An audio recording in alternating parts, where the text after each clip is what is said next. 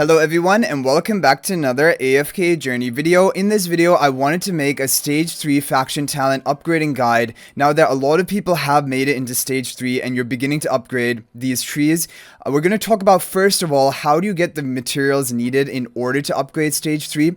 You're going to have a season resonance level of 800 or above. And you're going to need to have these talent essences. You can get them through two different methods. One is through AFK stages, as you can see here. I think you begin getting them from AFK stage 1500. And as you continue to go up, they are going to increase in rewards. For example, the stages I'm at are going to be giving you 95, and eventually it will be giving you 135. Now, the other way to get them is by leveling up your resonating average level. So, for example, I've saved it. It's like perfect timing. We're going to level up right now. And then we're going to take a look at how many of the talent essences we've gained by doing that. So I think we were 130 before. We've gone up to 430. So we're gaining 300 talent essences for each 10 levels you boost up of your resonating level, which is definitely a big contributing factor. And now to upgrade the nodes in stage 3, it is going to cost you 200 talent essences for each node that you upgrade, even the major upgrades that you see here, the skill upgrades, and even the final node. Because if you take a look at to reset it, it is going to be 2,000 in total that we have used in order to get 10 different nodes unlocked in the Wilders. Okay, now we're going to talk about which of the 5 different talent trees should you be upgrading. So for AFK stages and for PvP, the overall top performing one is the Wilder faction talent tree, and so for the majority of players I would recommend go for the Wilder faction talents. They are the strongest, definitely in Supreme Arena. You guys have seen it, making your allies concealed at the beginning of the fight and also boosting their damage. Now for the stage 3 upgrades that they will get, it will have an increased conceal duration by half a second, which is not a big deal. This one is pretty good, that if you get an assist or defeat, then you will have a longer duration by 1 extra second of concealed. And then this one, increasing non-ultimate skills. But most importantly, it's just for the stats that you're gaining, because you're probably going to be running 2 different Supreme Arena defenses with Wilders.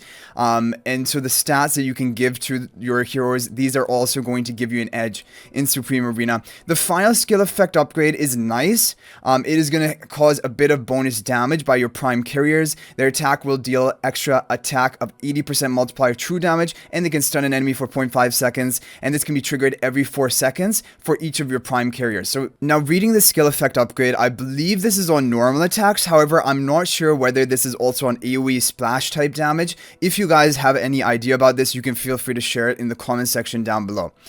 And now if we take a look at the top performing AFK stages at the place that I'm at for the talent trials, definitely there are going to be certain stage roadblocks which are going to be Hypo and Celestial. As you can see here, all of the teams are going to be Hypo and Celestials using Heroic teams because you need to break through certain stages which just have really difficult to kill enemies. However, for the most part, for most 5 or 6 stages in a row are going to be Wilder based, like Iron Tassi, Twins, Almas, and Bonnie type combo. And so for a lot of stages, they are going to be Wilder oriented. However, that comes to the next point. Hypogean Celestial is a very good faction talent tree to upgrade, but it will depend on if you have the heroes needed to make this effective. For Supreme Arena, I'm not a big fan of the Hypogean Celestial tiles. I am much rather preferring Wilders and actually Graveborn. I'm running Graveborn even on this whale account, and it is doing the best for me. And I will probably show you guys that team maybe at the beginning of next week for Supreme Arena to show you guys like what you can set if you have like these heroes built. But Graveborn is working well for me for Supreme Arena. Hypogean Celestial, I don't feel like it is the strongest effect because it gives you that energy boost at the beginning of the match.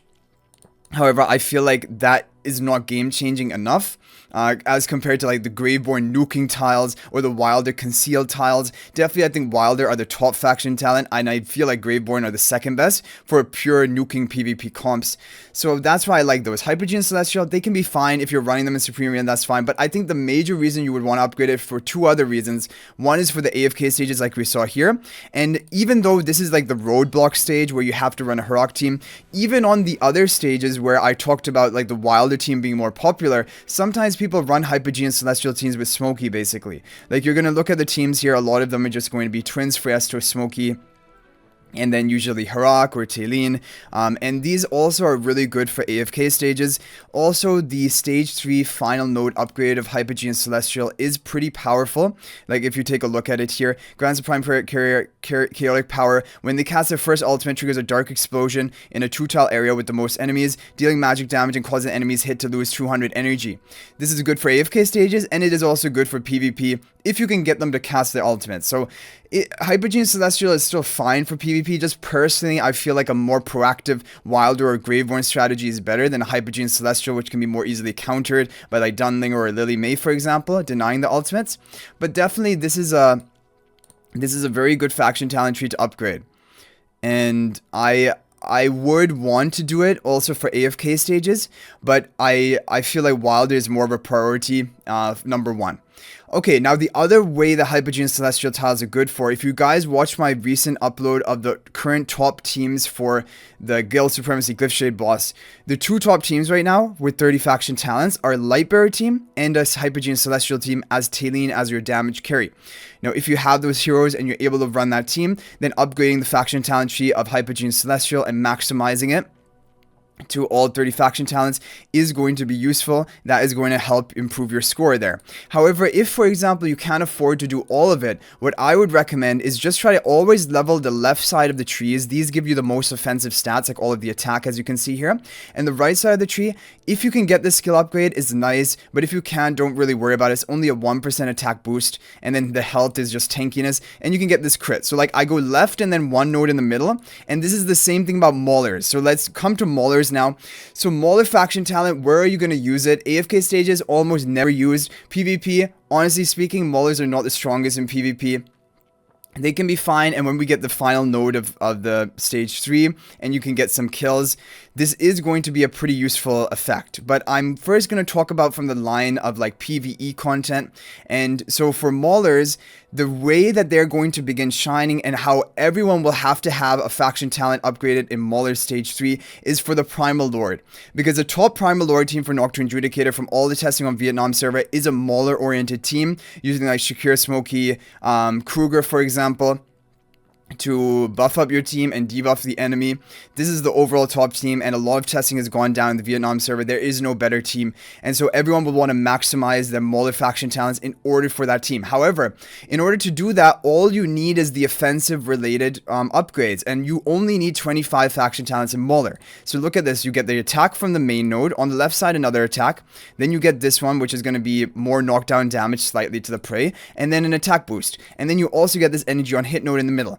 Everything else in this tree is not needed to upgrade for PvE content, because this is just tankiness. Tankiness, you're not going to have an issue surviving. This is going to be damage reduction, not needed. Here you have life drain, not needed. And the final one is only valuable if you get a kill on the prey, and obviously in a boss fight you will not be killing the boss, and so you would never trigger this effect. So for boss content, PvE use of Maulers, even Glyphshade boss, if you're using it, 25 is basically the optimal Mauler faction talents. You never need to go above that.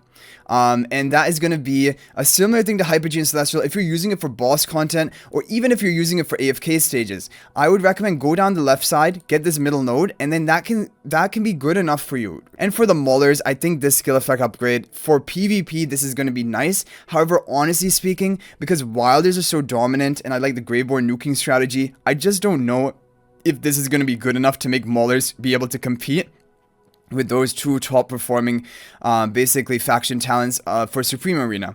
Like, it is a very good buff. You can increase all of your allies' attack by 15% and the haste by 30 for 15 seconds whenever a prey is defeated, and this effect is active. But the problem is the other value that you get from Mauler faction talents is just not good enough. And even for me, I've been running on my main account a Mauler faction talent, or like a Mauler faction Supreme Arena defense. It just has not been working out great. Actually, I've changed it up this week, or towards the end of this week, and I'm just not running Maulers at all anymore. And it does feel kind of bad because I have invested Maulers, but like the Mauler faction talents this season are just not good enough. And also the Mauler heroes overall, the Odie is really the only key one you really like. Shakir to an extent. Coco is too counterable. Usually by the time she gets off her ultimate, the fight is kind of decided.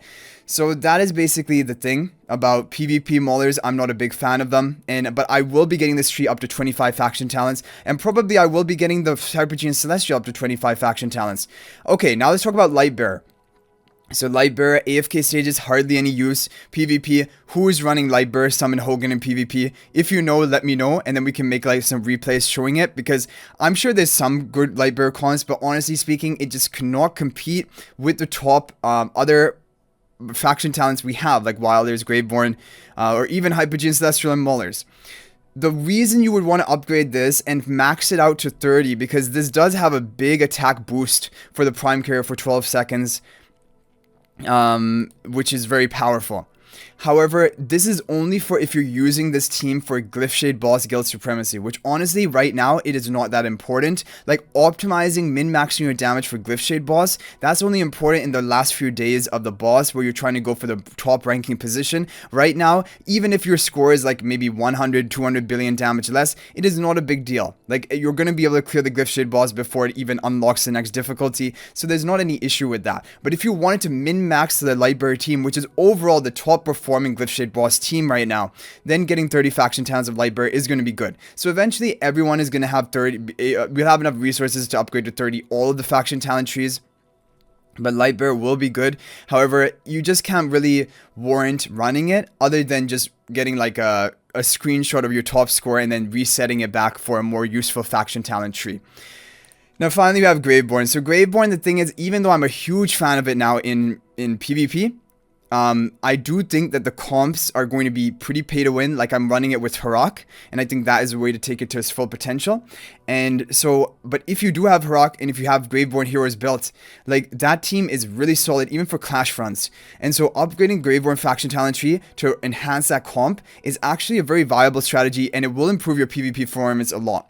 The thing is though, Graveborn is not useful for any boss content, not going to be useful for Primal Lord, not useful for AFK stages, it's purely PvP. And that is the issue, right? Wilders is great for PvP, it's also great for AFK stages. Graveborn is usually, you're going to have one Graveborn nuke team at most for your Supreme Arena defense lineup, and that is it. Or Clash Fronts, and that is the only value you're getting from it. However, that being said, it has some really nice upgrades. This increasing the HP loss ratio doesn't really matter by 3%, not a big deal. This is really a big upgrade, increasing the Prime Carrier's damage to 25% from 18%, 7% damage boost to the enemy who has had their soul seized. So like if you have a Sylvina jumping on them, you have a Harak on the buff tile, attacking that enemy in the back, that is a big damage boost. And then on the right side, look at this, increasing the ratio of attack stolen by 3%. And this is not only attack increase for your prime carriers, it's attack decrease for the ones who they're stealing it from. And then the final node, when seizing the soul of an enemy, grants the prime carrier a shield equal to 100% of the HP lost by that enemy. The shield value gradually decreases over 15 seconds. So it means that because at the beginning you reduce the HP by 50 or over 50%, you're going to get 100% of that HP value as a shield. That is a massive shield at the beginning of the match. Again, if you have Sylvina or Harak in the back with that massive shield, they're going to be even more difficult to kill. So honestly, I really think that Graveborn faction talents are pretty crazy for PvP this season, but the problem is they're only purely PvP. So it is up to you whether you want to upgrade it. And definitely, if you're not running a Clash Fronts or Supreme Arena defense involving Graveborn heroes, or if you don't have Harak, for example, I probably would just say, just forget about this faction talent tree entirely. But if you are running a top performing Supreme Arena defense with Graveborns, it's really tempting to actually upgrade this. I'm really tempted to upgrade it. But I am definitely going to go for Maulers next up to 25 to prepare for the Primal Lord, like I said. Then after that, I don't know. Maybe I'll go for Graveborn, because I'm not a big fan of AFK stage pushing. Just go for Graveborn for PvP. Honestly, I might do that. But anyway, guys, that is going to be it for this video. I hope it was helpful. I hope it gave you a good idea of what you can basically the value, advantages, and disadvantages of all the faction talent trees on stage 3, what you should be upgrading, what I'm going to be upgrading. You guys can let me know in the comment section, what is your plan, what will be the first talent tree you upgrade to level 30, and what will be the other ones you work on after that, and you can give your reasoning as well. But thanks for watching, guys. I hope this was helpful. If there's anything I missed out on or any key points you think you disagree with, feel free to also share them in the comment section. I love to discuss with you guys about things. If you guys are not already subscribed to our YouTube channel, please subscribe. We're on a road to 20,000 subscribers. Let's hit it before the end of the season. And finally, guys, there is a link to my Discord server in the description of this video and all of my videos. You can feel free to come check it out. But thank you guys for watching. I'll hopefully see you in the next video. And until then, everyone, peace out for now.